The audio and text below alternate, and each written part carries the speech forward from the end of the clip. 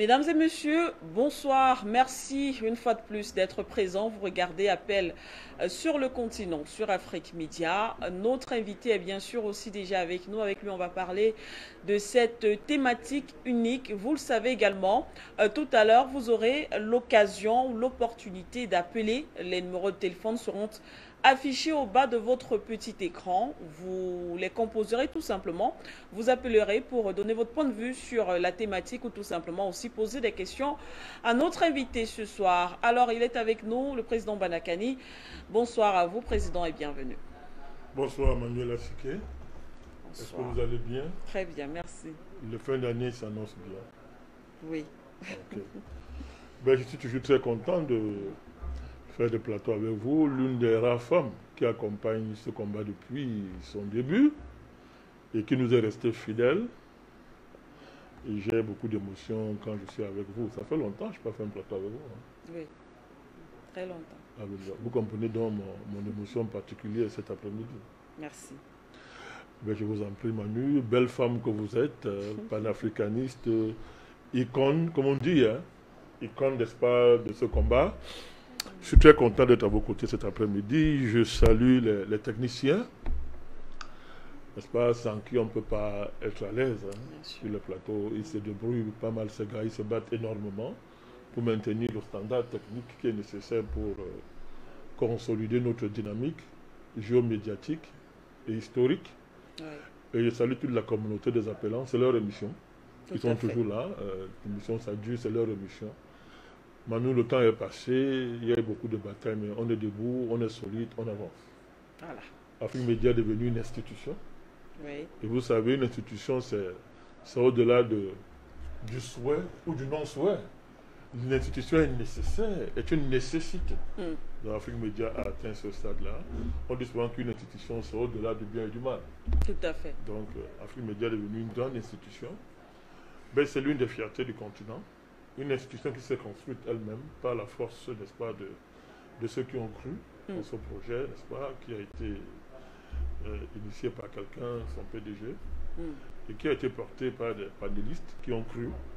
Et voilà, c'est devenu une grande émission, des journalistes comme vous, de talent, qui avaient cru au projet et qui avaient choisi d'innover dans cette voie difficile du journalisme qui était un peu conventionnalisée, Oui. enfermée dans certains stéréotypes. Oui. Vous avez choisi d'innover, de balayer un chemin, ça n'a pas été facile.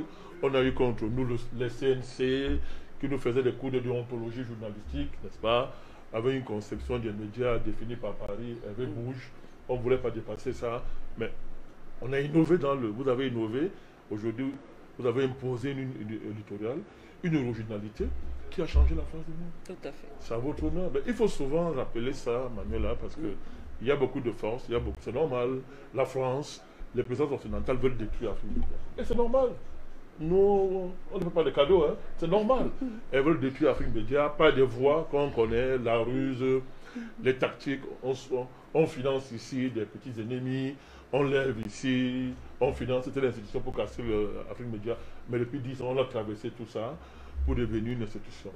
Vivement qu'on maintienne la dragée haute et qu'on continue, n'est-ce pas, à consolider l'institution, à le bonifier et à l'installer dans toute sa dignité, n'est-ce pas, pour que la nouvelle génération puisse bénéficier de ce que nous avons commencé. Merci à vous, président Bandakani. Vous faites d'ailleurs partie de ces figures emblématiques, ceux-là qui ont fait justement la télévision panafricaine Afrique Média.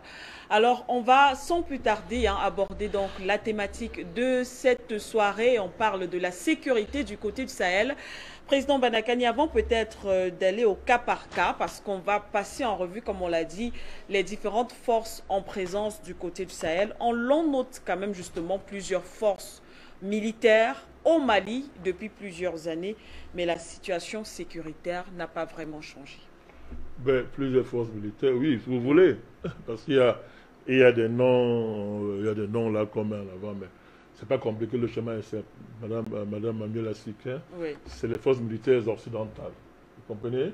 La France est la plus en vue et elle mérite tous les tirs qu'elle reçoit. Mais derrière, il y a les États-Unis. Il y a les États-Unis, il y a l'Africom qui est derrière et qui encore ne voit pas beaucoup, mais qui est au cœur. Parce que la France ne peut rien faire au Sahel sans garder en tête que c'est mauvais le temps. Le temps Ok. peut venir, Ouais. Afrique comme elle a bien installé au Niger. Les gens ne savent pas ça. Il y a près de 1000 soldats américains qui tournent là-bas, les gens ne savent pas ça, bien installés au Niger, dans le cadre d'un projet de recolonisation du continent africain. Et évidemment, la reconquête de nos ressources pour les confisquer et les mettre à l'abri de ce qu'ils appellent la convoitise chinoise. Et maintenant russe. Mm. Donc c'est de cela qu'il s'agit. Et le Sahel est une zone immensement riche, immensément riche, immensément riche. La France, quand elle a voulu maintenir son rôle de gendarme, continue à être la sous-traitante, n'est-ce pas, du moins, le médiateur attitré entre les ressources de l'Afrique et ses frères occidentaux. Oui. Et comme ça, elle prélève sa dîme d'intermédiaire, comme elle fait depuis des millénaires. C'est la bataille qui est là. Mais derrière tout ça, en fait, ce sont les États-Unis, c'est l'Afrique, n'est-ce pas? Et la France n'est que la plus en vue. Donc, en termes de forces militaires, vous avez les forces militaires occidentales. Vous avez les forces militaires françaises. Vous avez les bases militaires d'Africom. Et maintenant, leurs relais, qui sont ce qu'ils appellent terroristes. Des relais, vous avez des groupes qui viennent de la Libye, qui sont là seulement reconvertis. Vous avez, n'est-ce pas, des anciens, entre guillemets, djihadistes, entre guillemets, qui sont vétérans de la guerre d'Algérie, Oui. qui, en mal de service, une partie s'est reconvertie, n'est-ce pas, au Mali et est prise en charge par les réseaux occidentaux, franco-américains, qui les ont utilisés en Libye et qui les ont ramenés, n'est-ce pas, pour faire le travail, qui est un projet, parce que quand on dit détruire la Libye, les gens pensent qu'il y avait, c'est pas seulement Kadhafi, c'est un vaste projet de recolonisation de l'Afrique qui a été découpé, n'est-ce pas, en différentes zones.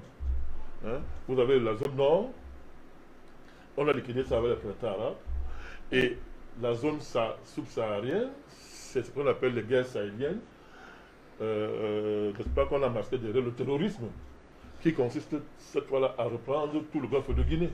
Alors, vous avez aujourd'hui la corne de l'Afrique, Oui. vous voyez la bataille qui est entre les Américains, les Oui. Russes et les Chinois Oui. pour le contrôle de la corne de l'Afrique, où vous avez plus de 40% du commerce mondial qui transite par là. Vous voyez les enjeux. Alors vous avez l'Est de l'Afrique, bon, ils n'ont plus trop à faire là-bas. Avec le régime de l'Afrique du Sud, il y a Mugabe. Mugabe est tombé, il n'est plus là. Et bon, quelques pays essaient de résister, mais en réalité, à partir de l'Afrique du Sud, n'est-ce pas, qui est leur base arrière, ils ont pratiquement le Botswana. Les gens parlent de Botswana sans savoir de quoi il s'agit. C'est un comptoir. C'est pas un modèle pour c'est un comptoir. Il ne faut pas parler de Botswana. C'est un comptoir.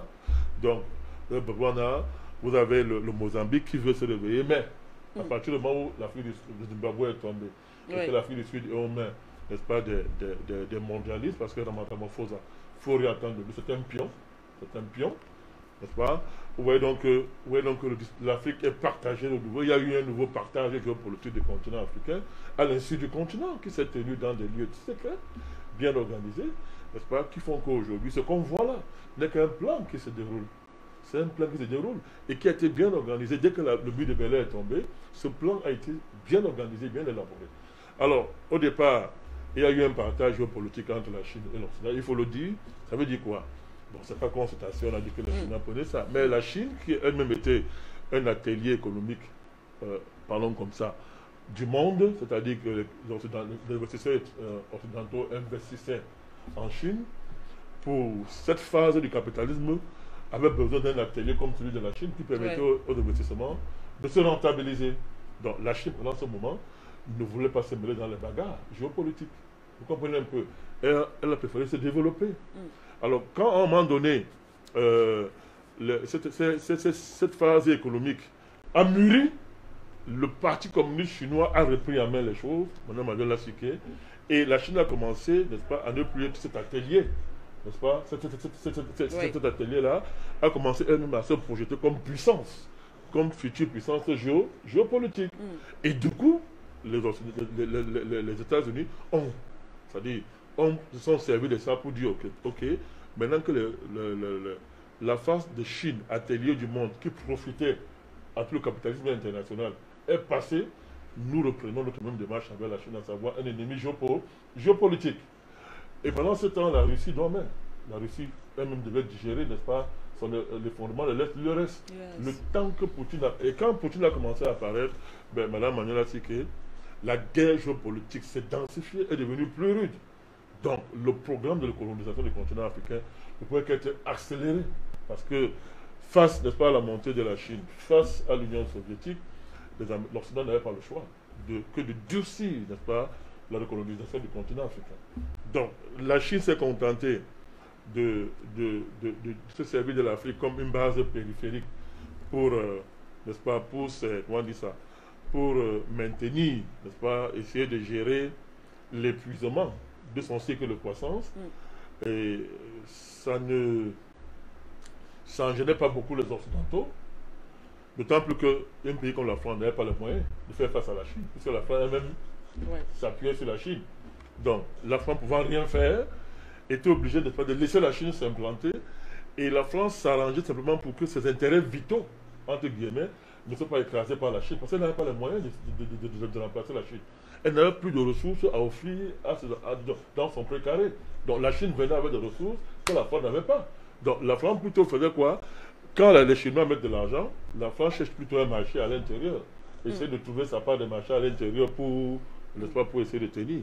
Mais l'avènement de la Russie, n'est-ce pas, le retour de la Russie, qui, n'est-ce pas, sur le plan géopolitique, est est un ennemi historique, n'est-ce pas, de l'Occident, je dis bien au plan géopolitique, a durci dans la bataille géopolitique et a intensifié ce que nous sommes en train de voir, à savoir l'accélération de la recolonisation du continent africain. Donc, on a démantelé pratiquement le nord de l'Afrique avec la mort de Kadhafi, le renversement d'Hosni Moubarak et du président tunisien. Vous voyez les conséquences aujourd'hui. Vous voyez ce qui se passe aujourd'hui en Tunisie. La Tunisie est pratiquement en train de revoir toute la révolution. Leur économie est à terre. C'est devenu un protectorat américain. Le nouveau président tunisien, il se bat pour essayer, mais c'est terminé. C'est terminé. Bon, l'Égypte, bon, Hosni est parti. Bon, le régime militaire, qui était la principale force économique du pays, a quand même maintenu ses acquis et continue à se vendre aux États-Unis, n'est-ce pas, pour capter cette aide financière militaire qui est nécessaire pour que l'Égypte continue à jouer son rôle de maillon de stabilisation de la région, mais surtout faire un commerce géopolitique un peu honteux avec Israël. Donc du coup l'Égypte a cette position-là. C'est pour ça que les Occidentaux ont préféré fermer les yeux sur le massacre entre guillemets, des frères musulmans qui ont pris le pouvoir.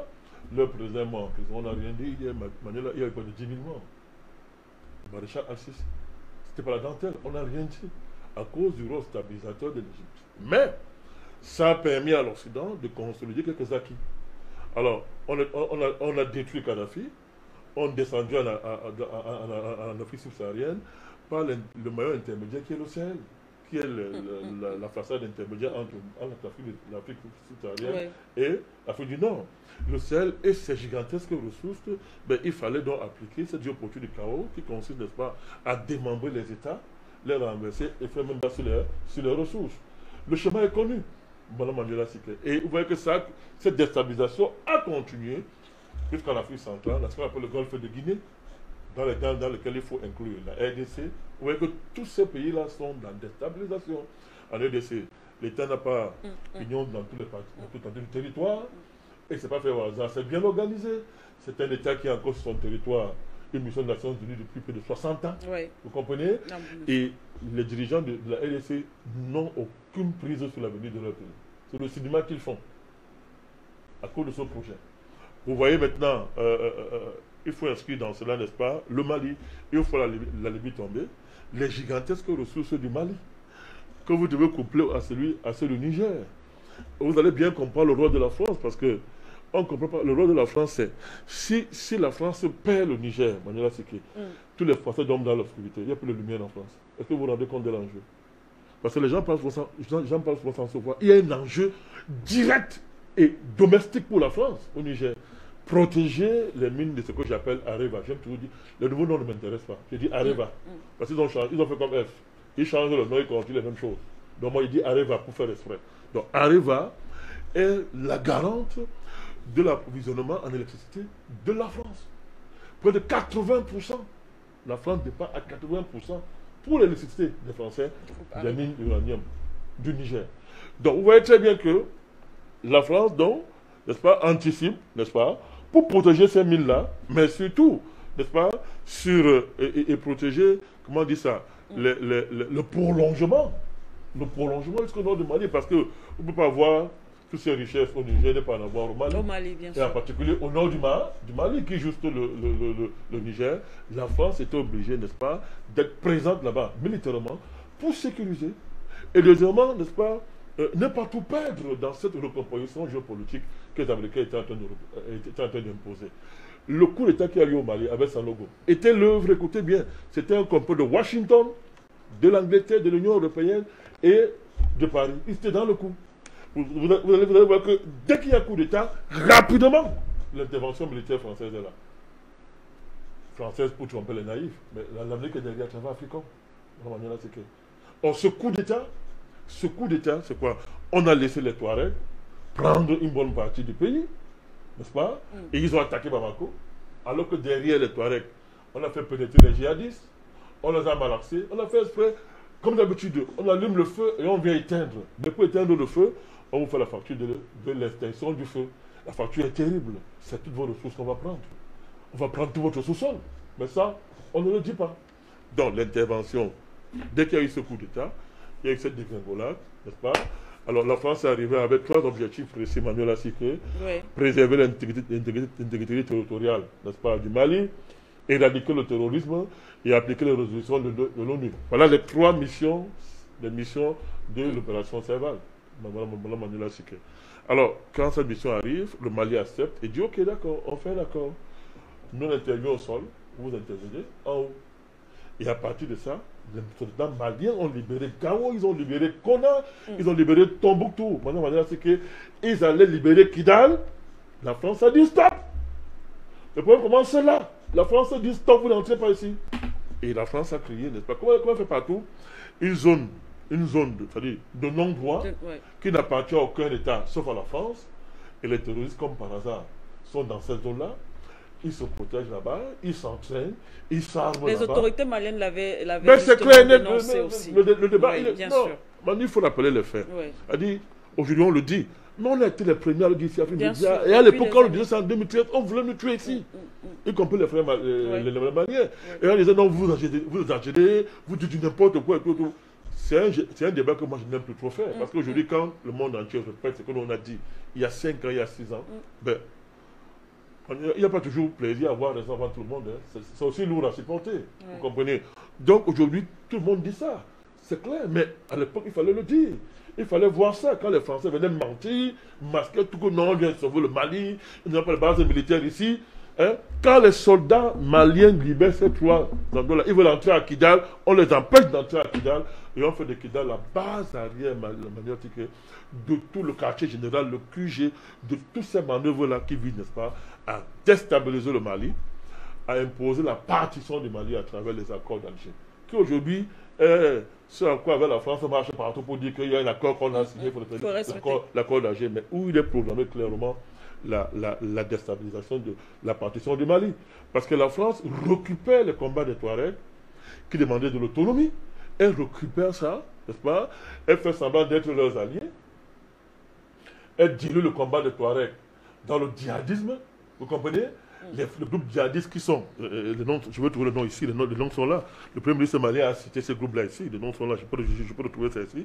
Donc elle dilue, n'est-ce pas? Elle dilue le combat des Touaregs dans le djihadisme, n'est-ce pas? Oui. Pour justifier et dénaturer l'affaire et dire que nous luttons contre le terrorisme.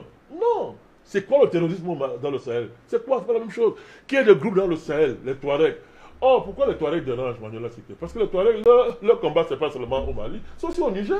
Vous avez les Touaregs au Niger, qui ne sont pas d'accord avec le pillage et la destruction de l'environnement opérée par Areva. Il y a la zone des 3 frontières. Mais c'est très grave.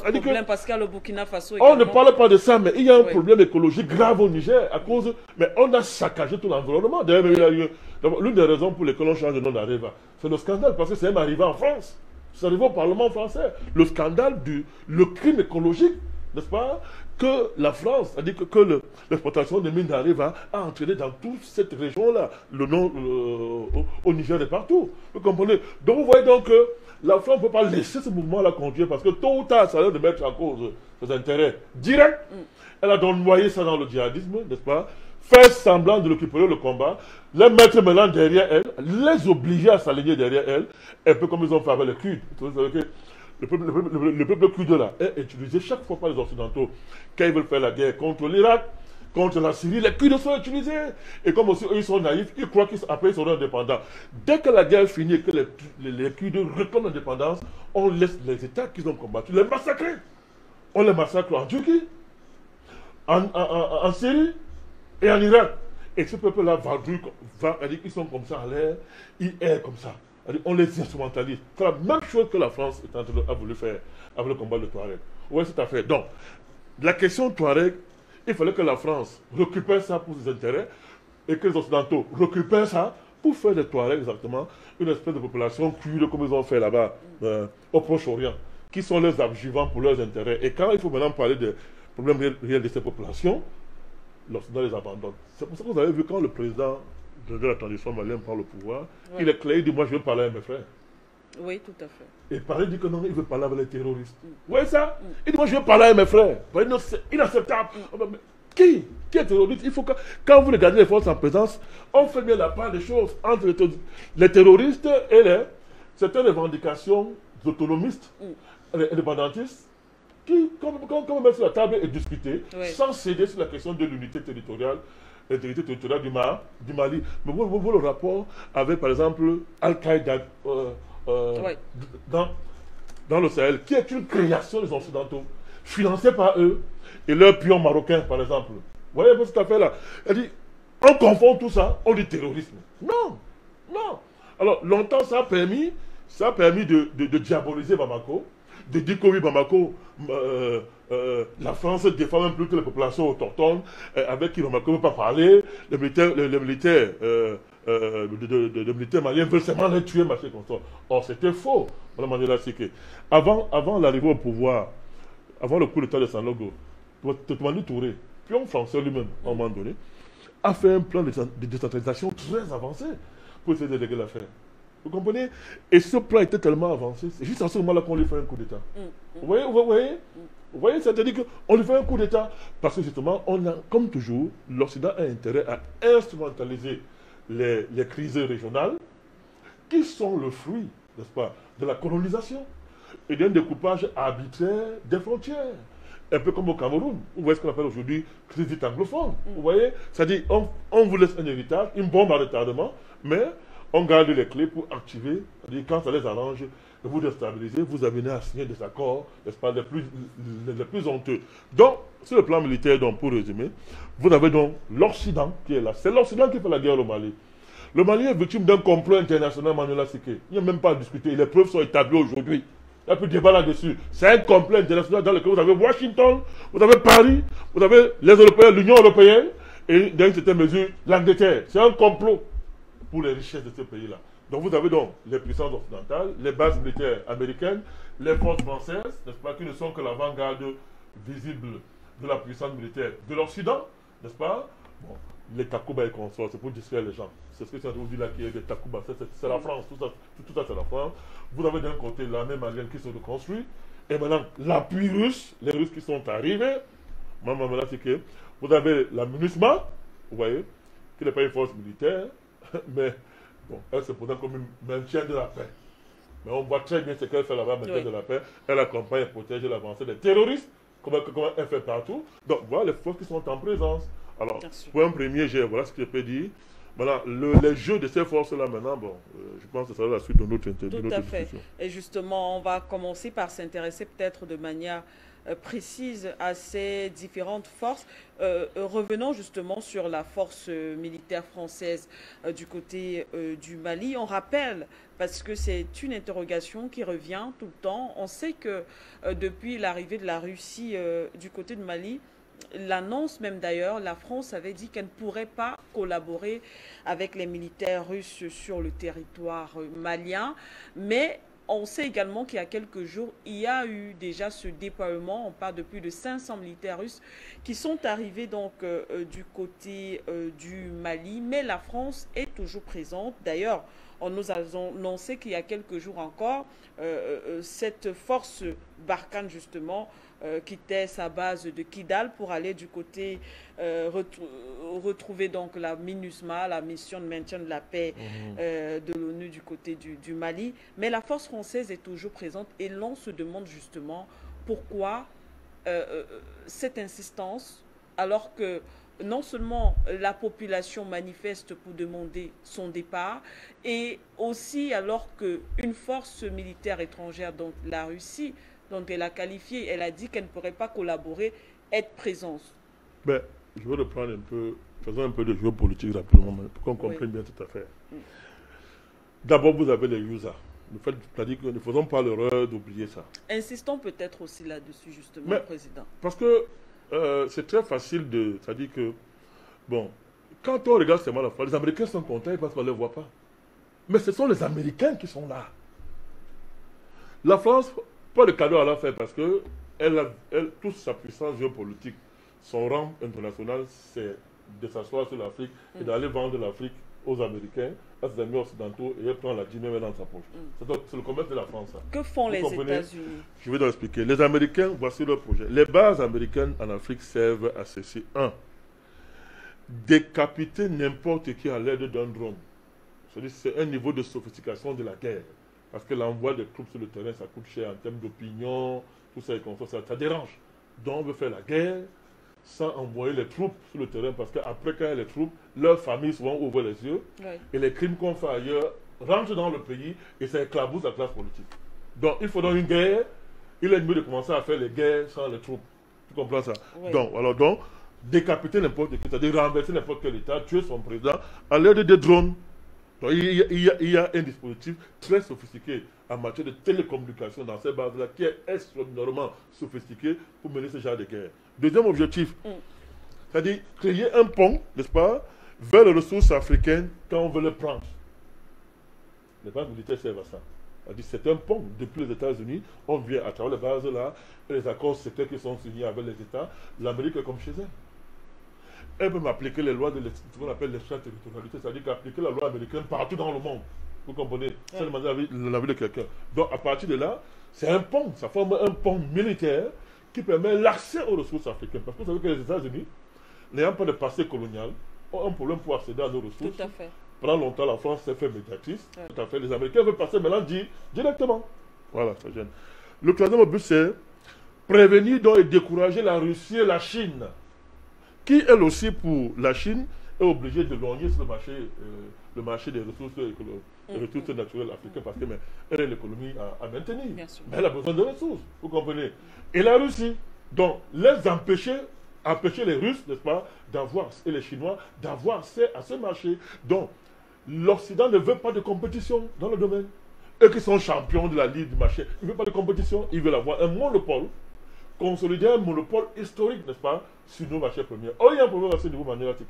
Dans le temps de vous le dire, les États-Unis n'ayant pas de passé colonial, les anciennes puissances coloniales, qui, elles, n'est-ce pas, ont un passé et ont déjà un pied à terre, mais il faudrait une négociation entre eux avec les Américains. C'est là où il y a un problème. Or, un pays comme la France est très mal parti parce qu'à cause de sa criminalité d'État et sa méchanceté, elle est en train de perdre, n'est-ce pas, ce rôle d'intermédiaire qu'elle avait si bien su négocier. Là, oui, voilà, tout à fait. Cette confiance-là qu'elle avait, elle est en train de perdre ça. Et comme entre eux, il n'y a pas de cadeau. Les Allemands sont derrière aussi. Ils disent que vous, les Français, vous avez arraché nos territoires coloniaux quand la guerre est finie. Donc, les Allemands, on ne vous rate pas. Les Allemands aussi, par exemple, l'Allemagne a déjà une base à Niamey, en Allemagne. Mais elle fait quoi là-bas, l'Allemagne? Elle a des ambitions sur le continent africain, elle aussi. Donc, la lutte donc, entre les anciennes puissances coloniales et les États-Unis peuvent créer une marge de manœuvre que nous en profite. Et c'est donc ça qui fait qu'un pays comme la Russie, par exemple, qui a un génie géopolitique extraordinaire, sait jouer dans ça, sait jouer ça.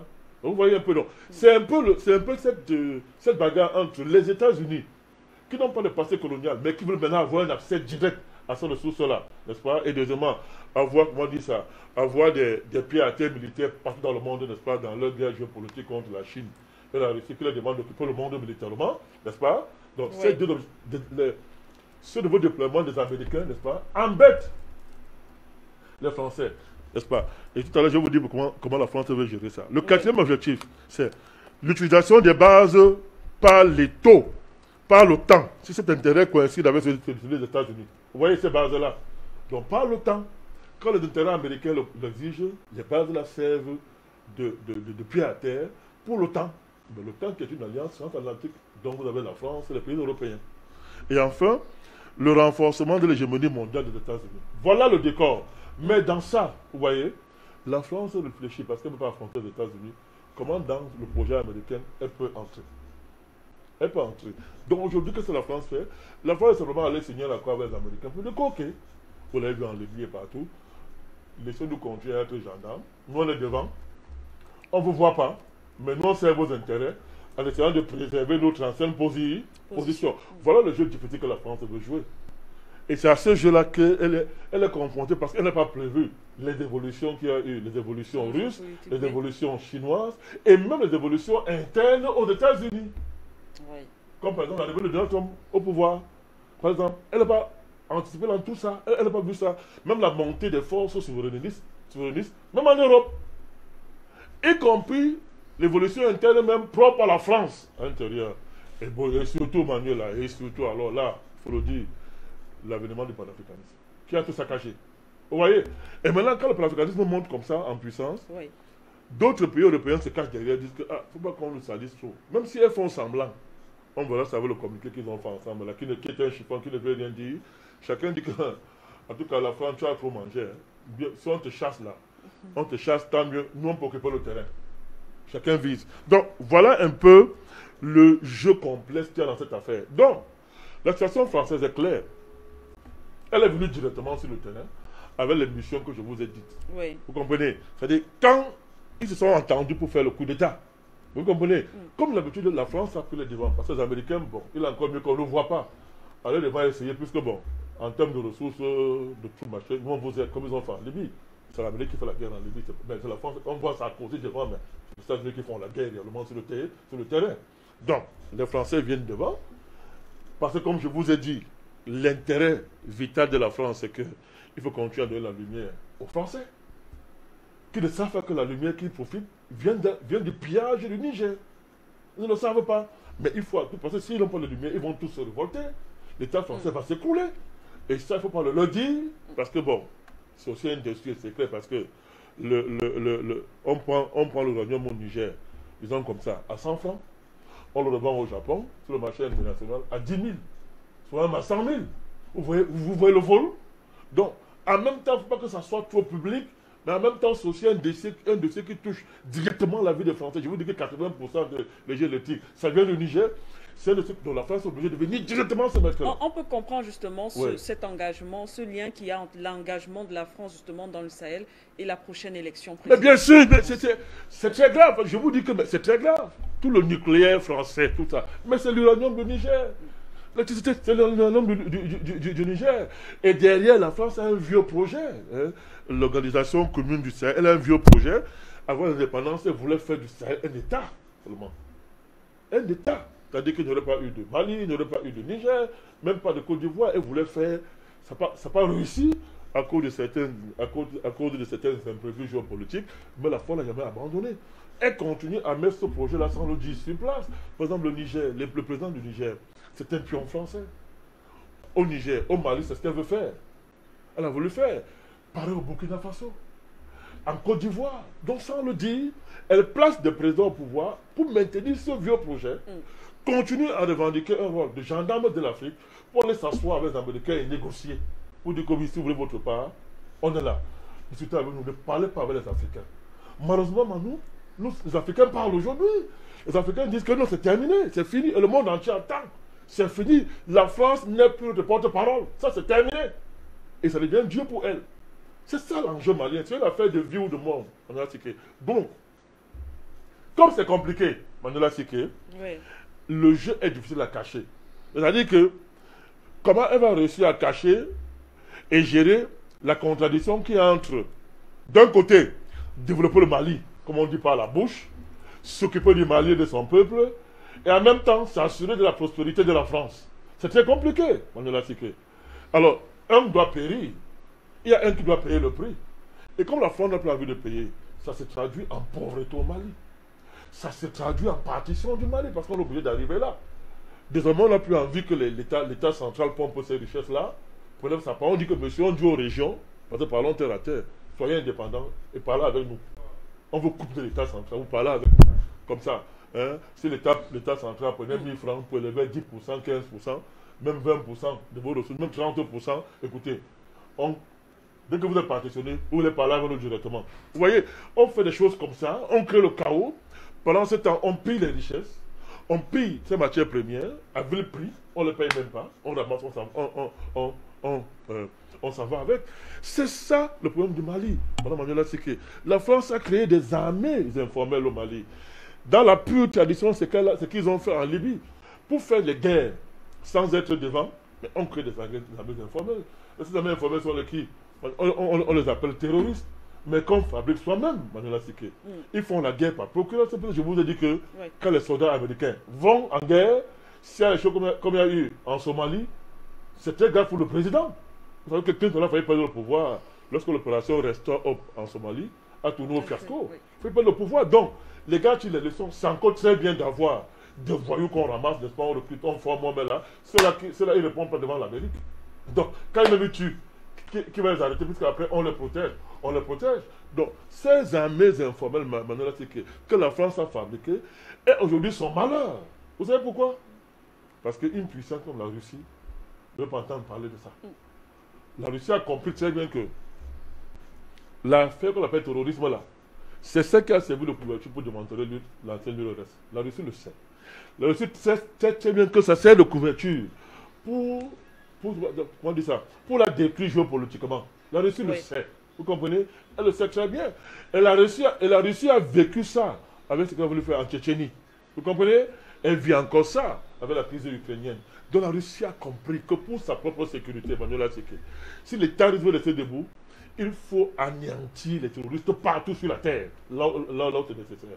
Et c'est une convergence donc naturelle entre les patriotes maliens, les panafricanistes, qui nous aussi nous avons intérêt à dire que le mot est clair, éradiquer les terroristes.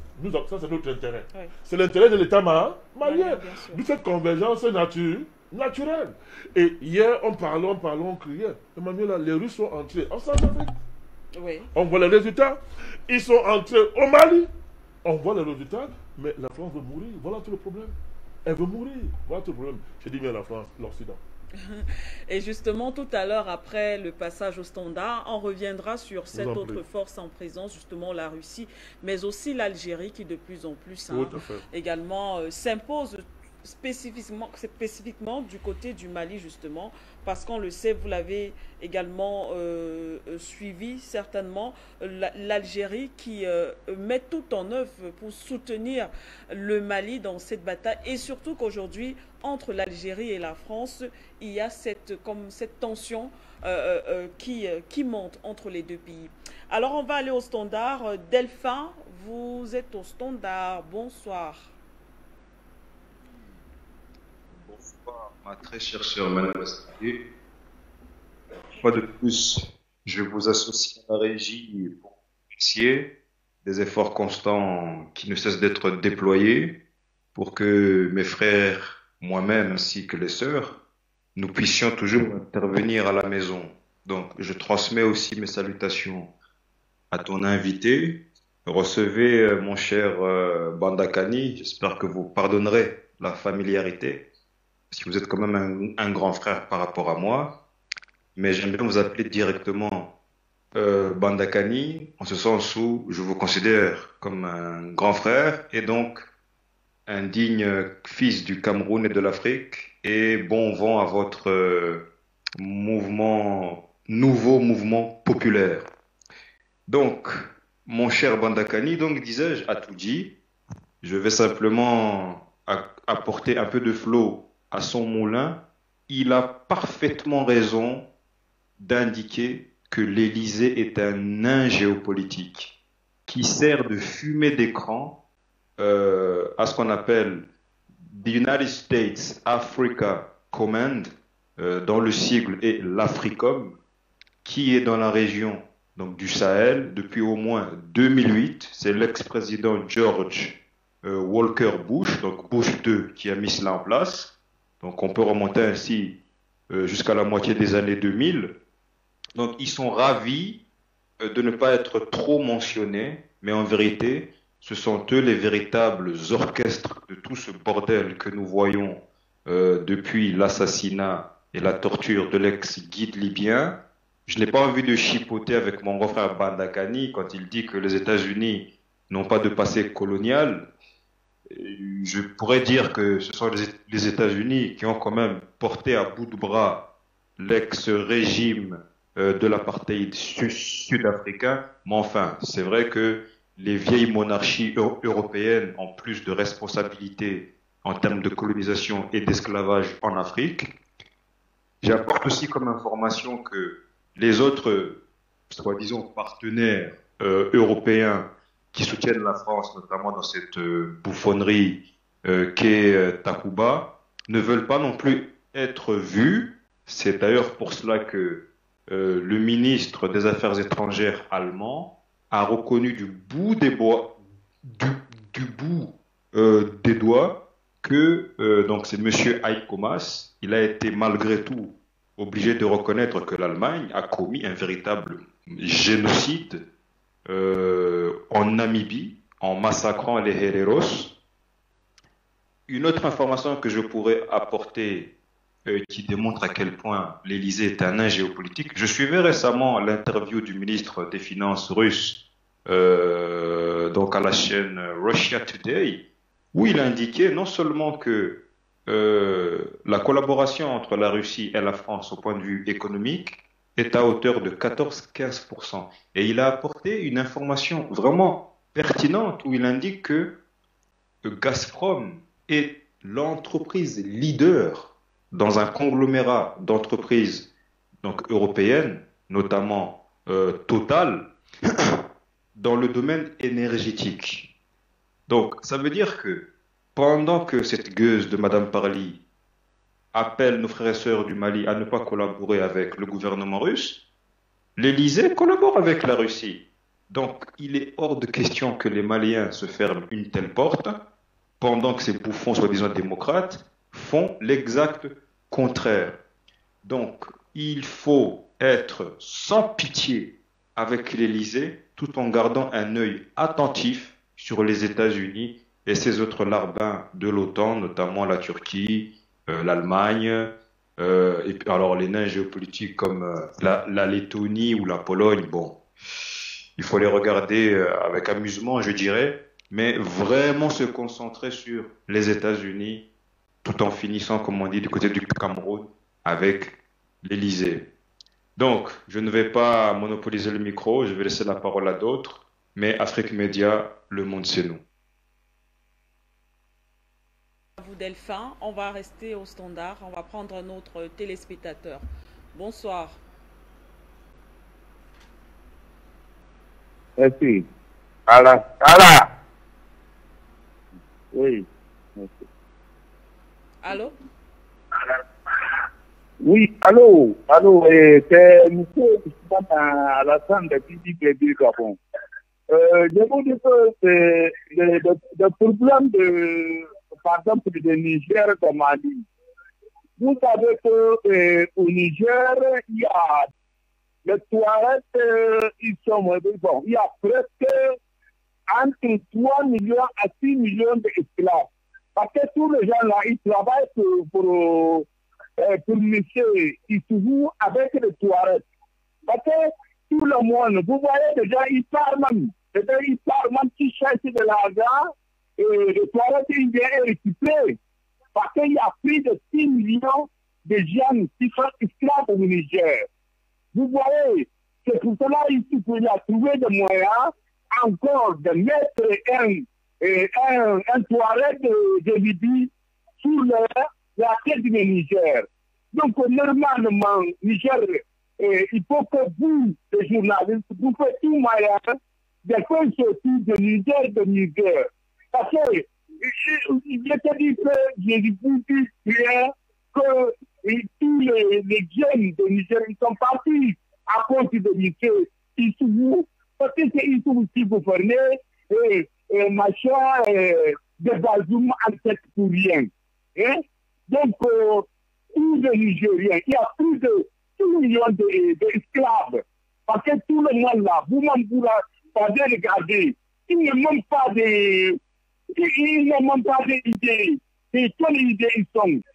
Hein? Il a arraché d'abord des élections, ce qui de vrais Nigériens sont gagnés. Et même Michel Issoufou, lui-même Michel Issoufou, son père c'est un burkinabé parce qu'il est religieux après une soirée. Donc c'est un soirée, c'est un bandit, c'est un criminel. Issoufou, normalement le Nigérien, il doit le battre. Moi je vous dis, il doit le battre. Ce n'est pas une personne. Il ne peut pas laisser Niger vivre avec son bien. Les Nigériens sont faits. Vous-même, vous allez à Douala, Libreville, machin. Les Nigériens sont partis. Il y a que les esclaves. Parce que un soirée, il a de plus de 1 million d'esclaves. Voilà. Qui va la parler? Attends qu'il est là. À tout moi, merci. Au revoir.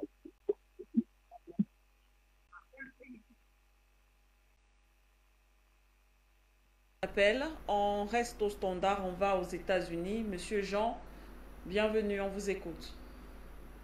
Bonsoir Manuel. Bonsoir aux techniciens. Un bonsoir particulier à Badakani.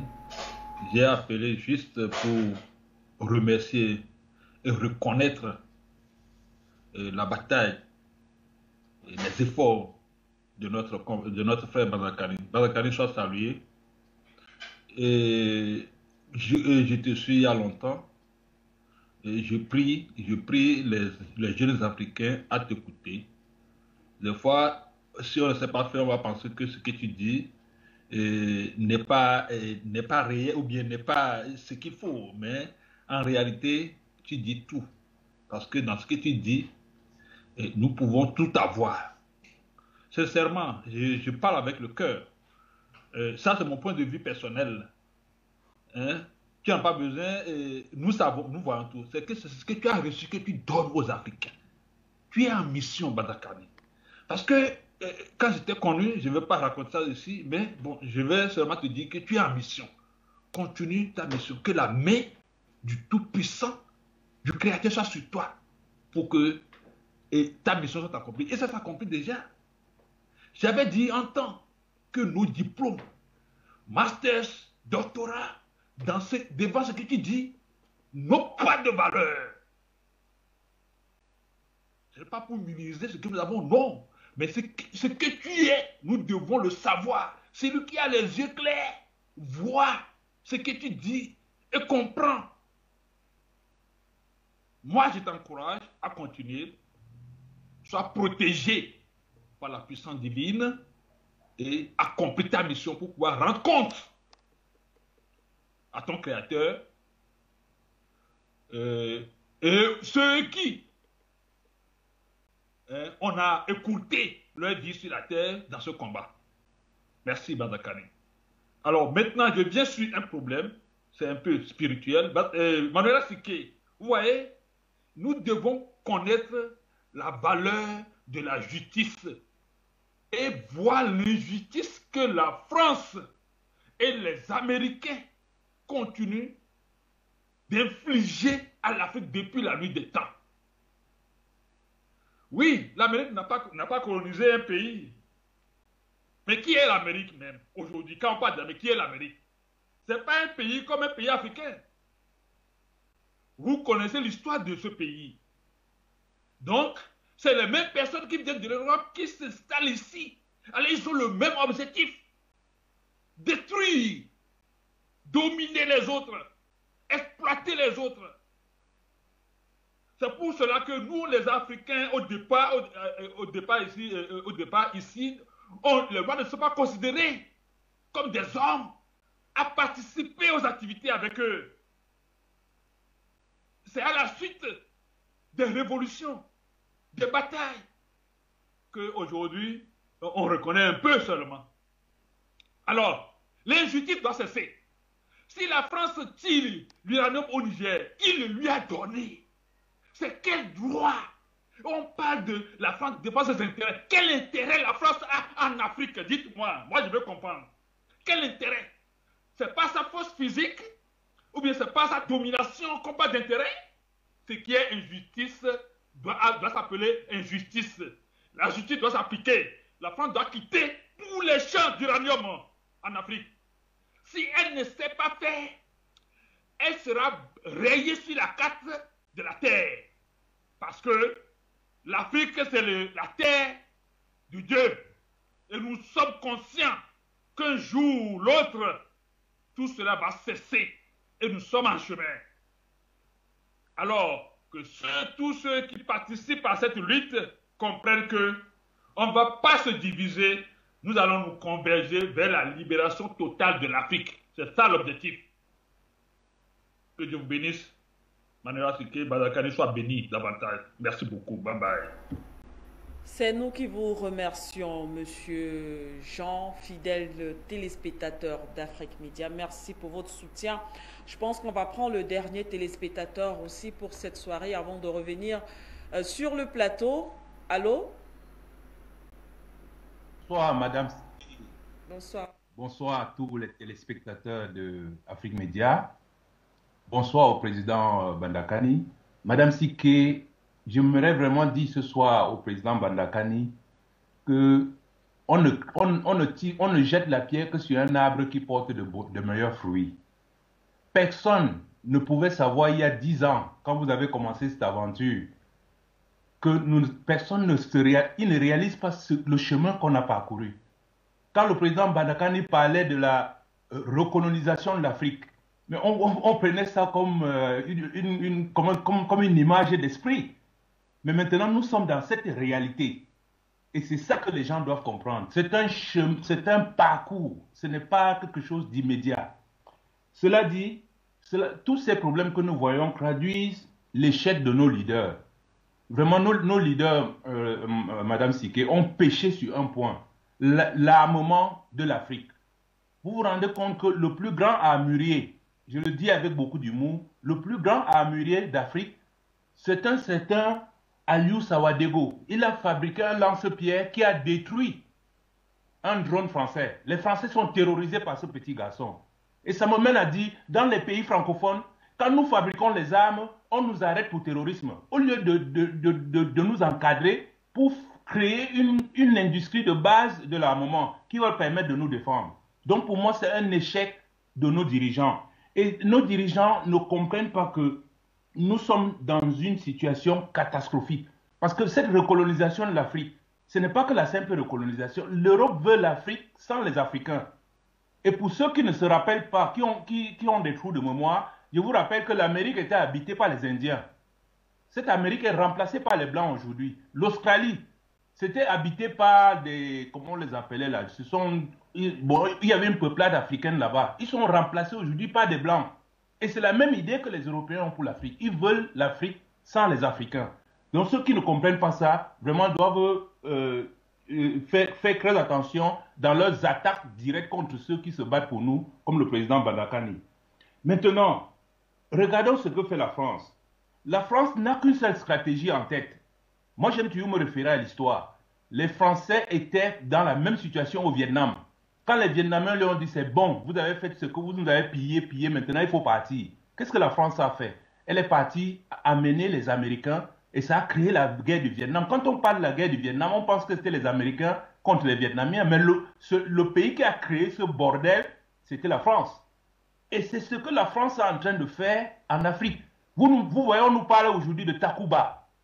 Mais avant, ils étaient là, ils se gavaient, ils faisaient tout, ils nous maltraitaient, violaient nos enfants et tout. Maintenant, quand on leur a dit niet, ils vont amener la force Takuba. Là, on nous amène des Polonais, même des gens qui souffrent dans leur pays, on nous les amène comme ils vont venir donner la paix au peuple le plus vieux sur la terre. Je dis, j'attire l'attention des gens, armons-nous. Nous ne pouvons pas nous amuser parce que si on s'amuse, ces gens vont nous remplacer. La France a déjà son programme. Elle va amener les Américains et les Européens à venir se battre en Afrique. Dernier point, c'est l'Algérie. Donc, quand les présidents Banakani ont décidé de défendre le Kadhafi, on riait. Mais maintenant, regardez ce qui se passe. L'Égypte est avec eux, la Libye occupée est avec eux, il ne reste plus que l'Algérie. L'Algérie n'a pas l'intérêt à lâcher le Mali. Si l'Algérie laisse le Mali, c'est terminé. Ils vont être pris en tenaille entre l'Europe et cette force Takuba qui est derrière leur jardin. Donc l'Algérie a tout intérêt à soutenir le colonel Goïta pour chasser les Français. Parce que les Français sont dans l'arrière-cour de l'Algérie. Et c'est très dangereux pour eux. Donc nous comptons vraiment sur l'Algérie pour comprendre ça. Maintenant, pour terminer, pour la transition, que ce soit en Guinée équatoriale, en République centrafricaine, ou bien au Mali, je dis il ne faut pas passer le pouvoir civil tant qu'on n'a pas le contrôle total des territoires, tant qu'on n'a pas chassé toutes les forces étrangères du territoire et tant qu'on n'a pas mis fin au franc CFA. S'ils font l'erreur de ne pas respecter ces 3 points-là, on va se retrouver comme en Côte d'Ivoire, où Ngouabo avait fait un bon nettoyage, mais il ne s'est pas débarrassé du franc CFA. Le résultat, on nous a ramené un néocolon qui terrorise les Ivoiriens depuis un certain temps. Voilà ce que je souhaitais dire, Madame Siké. C'est pour ça que je souhaite beaucoup les militaires au pouvoir. Et ça me permet de rendre un dernier hommage à notre maréchal. Je vous assure, Madame Siké, quand le maréchal Déby vous recevait au Tchad, avec toute cette chaleur-là, ça réchauffait le cœur de tous les Africains. Je vous dis de tous les... Je n'ai jamais vu un président africain recevoir ses enfants comme ça, les mettre à l'aise, les mettre en confiance. Ça a donné une force à l'Afrique média que personne ne peut imaginer. Et si tous nos chefs d'État africains là étaient des militaires, on avancerait vraiment très très très vite. Je ne vais pas monopoliser la parole. Je vous souhaite une bonne soirée. Merci beaucoup. Merci aussi à vous, Monsieur Kwebo. Très bonne soirée à vous. On revient donc sur le plateau pour également aborder 2 ou 3 autres questions avant de sortir rapidement de cette émission. On parlait justement de l'Algérie qui également intervient, est de plus en plus présent dans on va dire quoi, cette bataille géopolitique du côté du Sahel, précisément du côté du Mali. Et surtout, on aime bien le rappeler ici, avec cette nouvelle configuration géopolitique, on sait que l'Algérie, on en a parlé, a interdit son ciel aux militaires français pour justement accéder au Mali. Et il y a quelques jours, le pays a plutôt autorisé à la Russie d'utiliser son ciel pour justement accéder au Mali. Alors, on a l'impression justement que les parties, du moins, les jeux sont... les cartes, le jeu est déjà fait. Il y a des parties, chacun a pris son parti et voilà, la sécurité du Sahel dépend peut-être, je ne sais pas, de ces grandes puissances. Oui et non, parce qu'il y a une erreur qu'il ne faut pas faire. Justement, c'est de faire comme si dans ces champs de bataille, les Africains n'existent pas. Justement. C'est une erreur très grave. Les Africains existent. Le panafricanisme a précédé tous ces combats-là d'abord.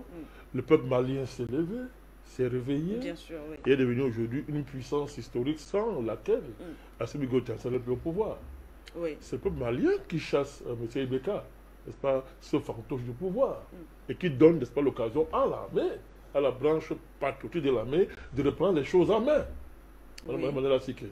Troisièmement, les peuples joueurs, parce que, je vous ai dit, tous ces pays-là sont là, mais un pays comme la France, pour justifier sa présence, vous voyez, je vous ai dit qu'il y a les populations, il y a les Touaregs qui sont dans les 2 pays. Tout à l'heure, il y a un interprétateur qui a appelé, et qui vous a donné une bonne carte du Niger. Tout à fait. Voilà. Les Touaregs sont en première ligne contre Areva, donc contre la France, parce qu'eux, ils subissent directement, n'est-ce pas, le pillage, les crimes économiques et les crimes sociaux et culturels de la France dans cette région-là. Donc, les batailles des Touaregs, à un moment donné, étaient devenues très inconfortables, n'est-ce pas, pour les puissances. Kadhafi a su gérer ça. Kadhafi, quand on va neutraliser les Touaregs, parce qu'il faut le dire, les Touaregs n'ont jamais été pour la partition du Mali. Les Touaregs. Mais qu'est-ce que la France va faire? Vous voyez que les peuples jouent un rôle important. Vous dites que la France va venir djihadiser le mouvement des Touaregs en inventant une histoire qu'on appelle coordination des mouvements de la Zawad. C'est quoi cette affaire? Vous voyez, Tout ça pourquoi? Pour profiter de l'irrédentisme des Touaregs qui sont dans un vieux combat et qui étaient en voie de règlement. Vous comprenez? Parce qu'il suffit que les deux pays ici sont dirigés par des gens sérieux, l'affaire est réglée. Vous comprenez? L'affaire est réglée. Mais la France est venue justement à l'intérieur, djihadiser le combat, noyer ça dans le djihadisme avec les gens comme Yagali et Amadou Koufa. N'est-ce pas? Qui sont les chefs terroristes que la France a fabriqués, a armés, et leur a permis de recruter les gens, de les entraîner et de créer des armées de terroristes qu'on va qualifier de djihadistes. Ils revêtent les barbes, et tantôt, vous avez les Touaregs qui se battent, mais un matin, vous sont une coordination des forces de la Zawad qui réclament son autonomie dans la partition du Mali. Vous voyez que sans les peuples, les puissants vont venir faire quoi? Elles vont là agir au nom de qui? C'est pour ça qu'un pays comme la France a des problèmes. Elle est obligée de fabriquer des gens comme Bazoum pour justifier sa présence. Parce que le peuple a un mot à dire. Et le président malien l'a compris. Il dit maintenant, moi je vais négocier avec mes frères. Et d'ailleurs, l'une des raisons de la nomination de Choguel Maïga comme Premier ministre, c'est quoi? C'est parce que même en tant qu'historien, il a une parfaite connaissance de ces régions-là et de leur peuple. Ouais. Parce qu'il dit non, il faut que je parle avec eux. Parce que quand je parle avec eux, et ils comprennent, et ça va arriver, dès que l'État malien se reconstruit avec ces gens, mais c'est terminé. Il devient plus fort. Et la France n'a pas intérêt à ça. Mais là, je vous dis que la présence de la Russie et de l'Algérie, c'est pour des raisons géopolitiques. L'Algérie, historiquement, je vous ai dit, n'a pas. L'Algérie a compris que son avenir dépend aussi du Sahel. Elle a compris ça parce que le sud de l'Algérie, depuis l'indépendance, pour la France, c'était. La France a toujours pensé démembrer le sud de l'Algérie pour intégrer dans son vieux projet d'une organisation des communes du Sahara. Alors, je voudrais parler de ça. La France a toujours pensé à ça. Donc l'Algérie sait. L'Algérie sait que toutes ces batailles-là qui se mènent là, elle a intérêt à y mettre l'œil pour sa propre sécurité. Tout à l'heure, l'intervenant qui a appelé tout à l'heure là, a bien parlé du rôle de l'Algérie. Mais je vous dis que dès comment j'appelle ça? C'est-à-dire que l'État du Sahara, à l'époque, le sud de l'Algérie était déjà partie constituante, d'après les schémas coloniaux français. Vous voyez ça? Donc, et ces schémas coloniaux, n'ont jamais cessé. Plus proche de nous, vous savez que l'Algérie a failli être détruite par une guerre civile. Oui, merci. Donc, l'Algérie a été le premier pays qui a fait face au djihadisme. Qui était derrière le djihadisme? Les mêmes gens qui sont aujourd'hui en train de détruire le Mali. C'était les mêmes gens. Donc l'Algérie n'est pas bête, l'Algérie comprend. Vous voyez très bien que l'Algérie sait que si hier, mon pays a failli sauter à cause du djihadisme, et que les parents du djihadisme là sont ceux-mêmes qui sont aujourd'hui en train de vouloir faire au Mali ce qu'ils ont voulu me faire, il n'y a même pas à réfléchir. L'Algérie se sent concernée. Parce qu'après le Mali, ben, on va repartir chez elle. Parce que c'était un vieux projet occidental, le démantèlement de l'Algérie. Pourquoi? Parce que l'Algérie a mené une guerre de libération nationale qui a abouti à une victoire. Rappelez-vous, l'Occidentaux n'aiment pas ça. Et c'est même parce que les Algériens ne sont pas des Noirs que ça va même passer. Si c'était Noirs, ça allait être grave.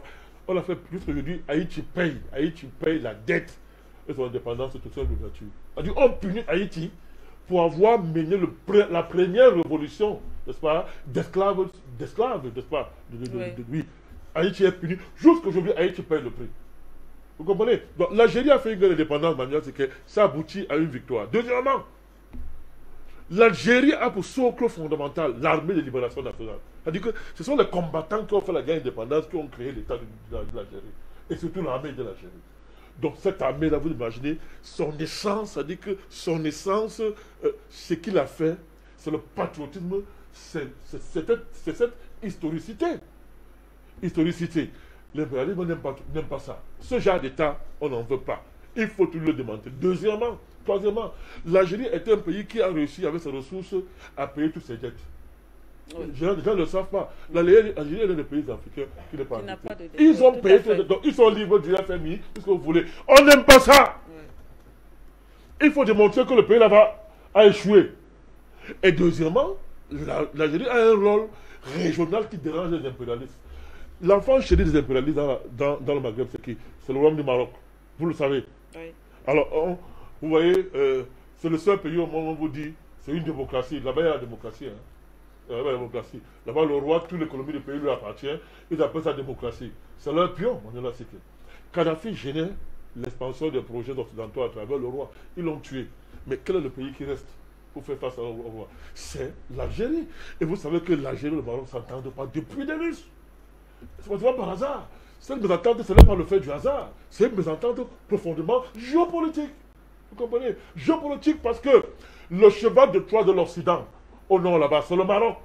Mais l'État algérien, par nature, ne peut que contrecarrer, n'est-ce pas, ce type d'État tampon, d'État croupion, tout ce que vous voulez, n'est-ce pas, d'État traître, qui, n'est-ce pas, qui sert de porte d'entrée, mais le projet occidental est clair, demander l'Algérie. Renverser l'État algérien, Manuela Seke. Vous comprenez? Donc, l'Algérie, quand vous dites, et je ne vais pas revenir sur la vieille alliance qui est entre l'Algérie et la Russie, c'est une vieille alliance. Très vieille alliance. Donc, naturellement, l'Algérie ne peut que s'entendre avec la Russie sur le plan géopolitique. Et nous bénissons Dieu que cette entente-là soit aujourd'hui actualisée dans le conflit malien. Donc, vous avez dit que les cartes sont claires. Oui, les cartes sont trop claires. C'est pour ça que le mouvement là est solide. Assimi Gota, l'enjeu malien, c'est l'enjeu africain. Les gens s'amusent. Le sol de l'Afrique se joue au Mali. Ah oui! Et je vous dis par rapport à ça, nous sommes bien partis pour l'instant. On est bien partis. Parce que l'Algérie et la Russie, c'est un corridor géopolitique et géomilitaire puissant, extraordinaire pour le Mali. Surtout que l'Algérie est considérée comme la première puissance militaire, justement. Bien sûr, c'est une grande puissance militaire et qui a l'expérience de la lutte. Vous comprenez? Et qui a vécu ça, n'est-ce pas? Et qui a vécu ça. Et que les soi-disant djihadistes là, qui sont en train de peurer au Mali, une bonne partie sont les vétérans de la guerre d'Algérie, c'est-à-dire que de la guerre civile algérienne. Ces djihadistes-là, une bonne partie est partie carrément sur le cycle au nord du Mali, et les Français et les Marocains les ont récupérés. Et on commence à les financer. On a commencé à les appeler Ansar Dine, machin et consorts, des faux noms. Mais tout ça, actuellement, là, au Mali, là, vous avez deux fois. Vous avez actuellement, ça s'appelle le groupe de soutien à l'islam, le Jenin. C'est Al-Qaïda.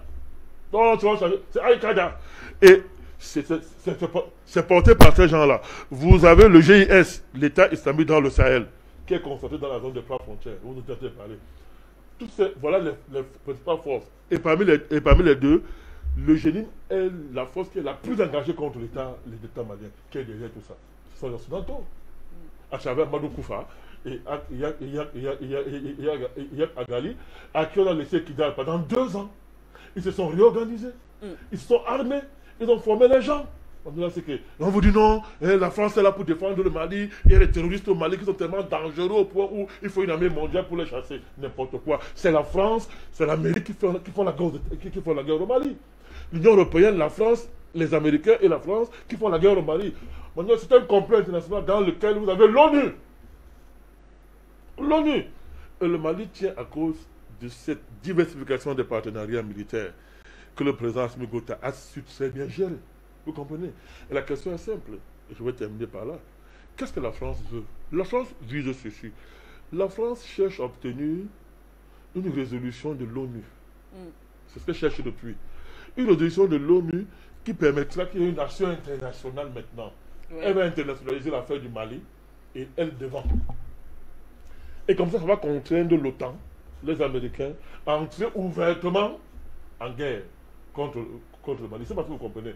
Elle a eu à faire ça, dans quel pays? Elle a obtenu un truc comme ça. En Côte d'Ivoire, je crois, ou en Libye. Mais elle cherche, c'est ça le but diplomatique de la France. Vous voyez, par exemple, la question de Wagner. Pourquoi tout le jeu tape Wagner? Non! C'est ça qu'elle cherche. Mais malheureusement, elle n'aura pas. Parce que vous aurez au Conseil de sécurité la Chine et la Russie qui vont dire niet. Qui vont dire niet. Donc, c'est une impasse grave pour la France. Et quand c'est comme ça, les Américains fuient pour venir. Parce que l'opinion publique africaine, il y a les panafricanistes. Il y a aujourd'hui une opinion publique africaine qui est là et qui regarde. Et l'Amérique a une peur bleue de cette opinion publique. Parce que elle tient quand même, elle gère son image. Elle gère l'image. C'est l'État le plus criminel du monde. Mais elle gère son image. C'était très facile de faire les coups de tuer la Libye et tout, parce que bon, il n'y a pas l'opinion publique africaine, on pouvait tuer Kadhafi. C'était très facile que maman fasse ce que la fait Babou en Côte d'Ivoire, à l'époque, elle n'avait pas. Mais aujourd'hui, Manuela Seke, avec les réseaux sociaux, Vous comprenez? Oui. Avec la guerre géopolitique, les réseaux sociaux, l'image, donc l'image criminelle des États-Unis, qui est connue, mais qui n'est pas suffisamment connue parce que les gens continuent, une bonne partie de l'opinion continue à donner aux États-Unis une certaine crédibilité. Or, c'est l'État le plus criminel du monde. C'est l'Amérique. Donc, elle n'a pas intérêt aujourd'hui à ce que cette image-là soit, comment on dit ça, soit inscrite dans la tête des masses africaines. Oui, elle n'a pas intérêt. Pourtant, elle se cache. Elle se cache. Vous comprenez? Par contre, les Russes sont entrés sur le terrain.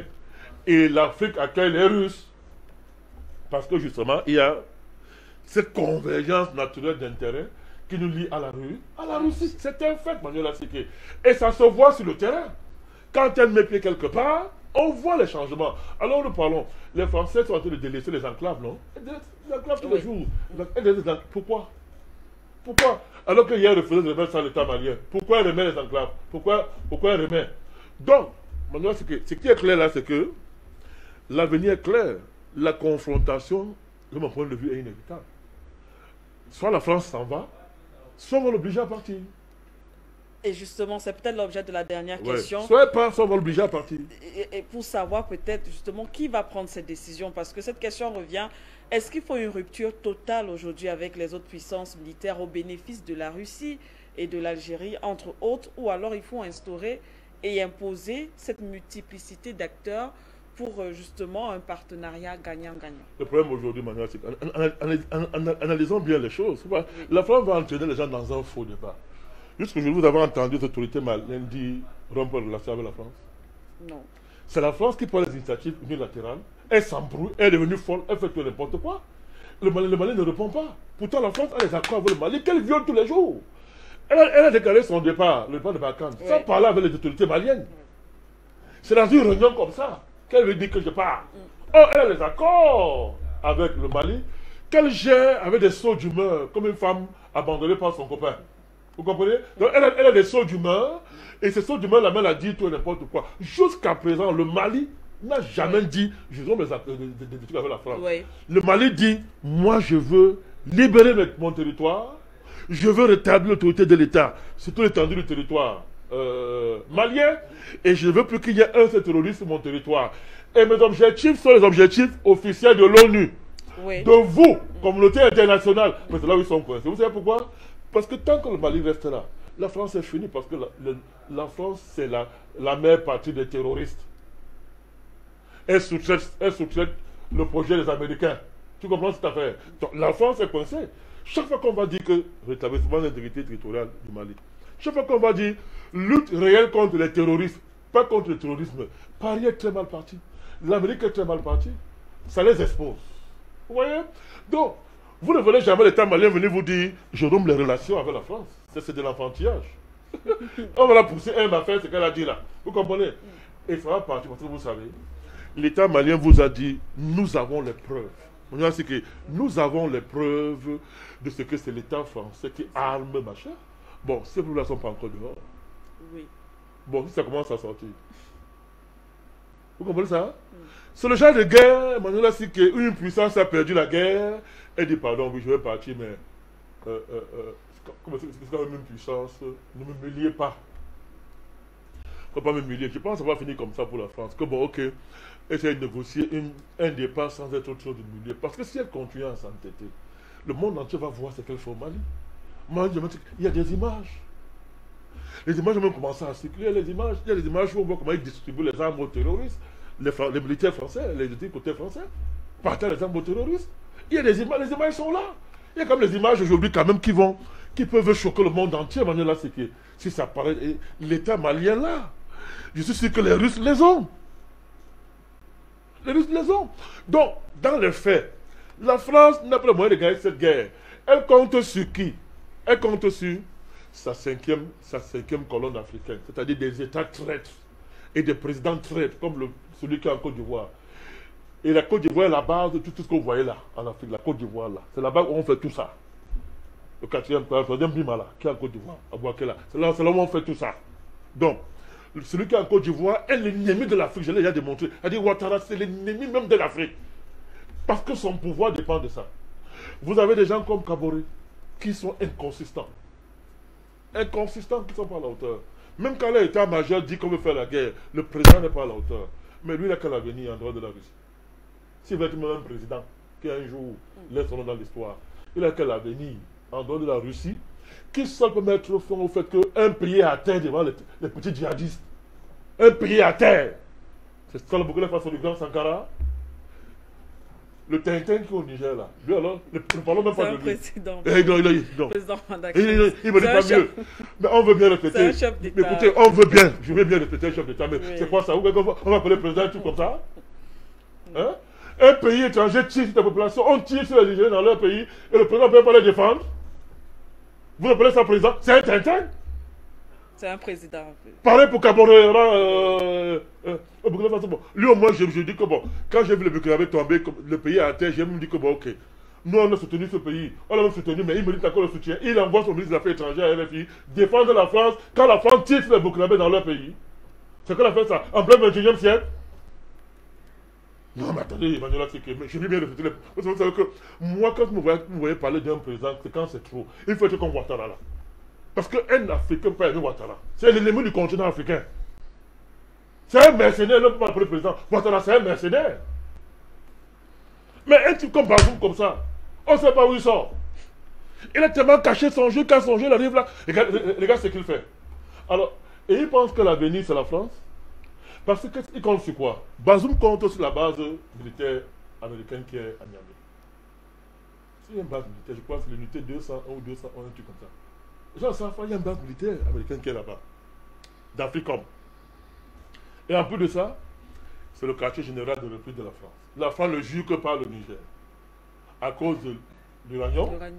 Et le fait que depuis, c'est un quartier de la France.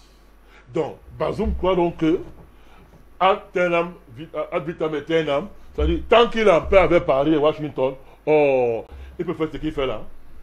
C'est-à-dire s'opposer à une trajectoire historique de tout un continent, Madame Manuela. Mais il le paiera très cher. Donc nous sommes optimistes. Sans être aveuglés par la passion, on est optimistes. Il y a une guerre, la bataille est rude. Mais nous avons avec nous l'histoire. Nous avons avec nous la prise de conscience des Africains. Et c'était le plus important, que le peuple africain identifie leur ennemi.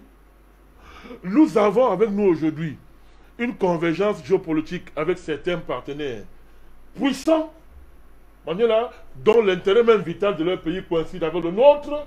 Manuela, c'est que il faut en profiter pour libérer l'Afrique.